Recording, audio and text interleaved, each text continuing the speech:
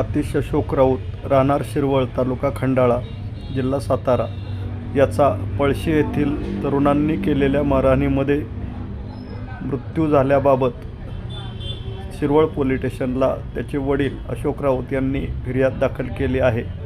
सदर फिर्याद दाखल होऊनही शिरवळ पोलिसांनी वेळेमध्ये तपास करून आरोपींना अटक केलेली नाही।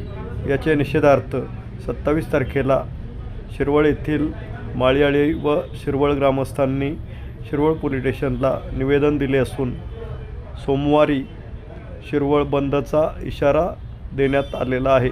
तसेच आरोपींना तत्काळ अटक करण्याची मागणी केलेली आहे। फलटण उपविभागीय पोलीस अधिकारी विशाल खांबे यांनी तत्काळ घटनास्थळी भेट दिली असून शिरवळ पोलीस अधिक तपास करीत आहेत।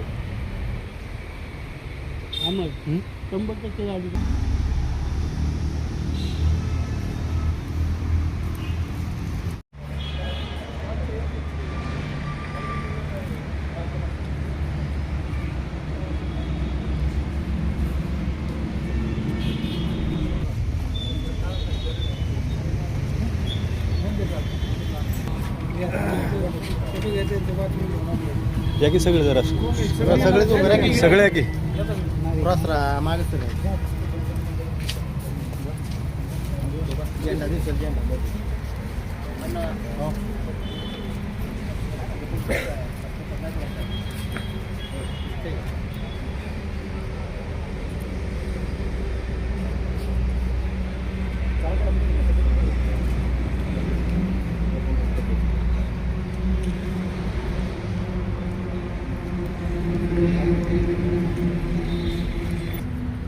माझा माझा आतिश अशोक राऊत त्याची काल 72 तास होऊन सुद्धा 36 तास होऊन सुद्धा त्याला झालेली लाठी काठीने मारहाण झाल्यामुळं त्याची अजून अटकेत आलेली नाही।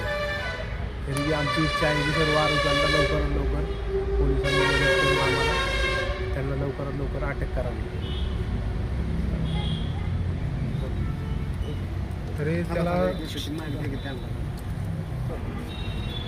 माझा चुलत भाऊ आतिश अशोक राऊत याची परवा जी घटना घडली त्या घटनेत अपघात असा ठरवून दिला आणि त्याची जी चौकशी झाली त्यात त्याचा मर्डर झाला अशी पूर्णपणे बातमी आम्हाला मिळालेली आहे। तरी त्याला 36 तास उलटून गेलेले आहेत। तरी त्याचे आरोपी अजून अटकेत आलेले नाहीत। तरी त्यांना लवकरात लवकर अटक करावी अशी आमची शिक्षा व्हावी अशी आमची विनंती। नक्की घटना काय घडली होती? घटना घडलेली त्याला तिथे पळशीमध्ये काही मुलांनी मारला, गाडी जणांनी त्याला लाठीकाठीने मारला, त्यात त्याचा मृत्यू झालेला आहे।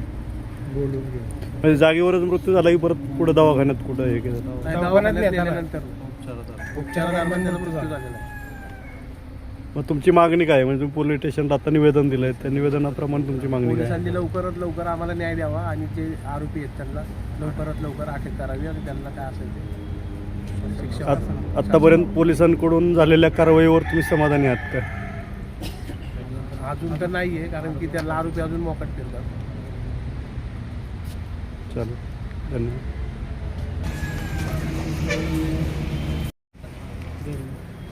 काल जी झालेली अमानवीय घटना त्याचा आम्ही निषेध करत आहे व आम्ही पोलिसांना लवकरात लवकर आरोपी अटक करून त्यांना शिक्षा व्हावी व परत गावात असं होऊ नये म्हणून त्याचा निषेध करून उद्या 29/12/2025 रोजी शिरवळ गाव बंद ठेवत आहे। ते निवेदन आम्ही आता पोलिसांना दिलेलं आहे।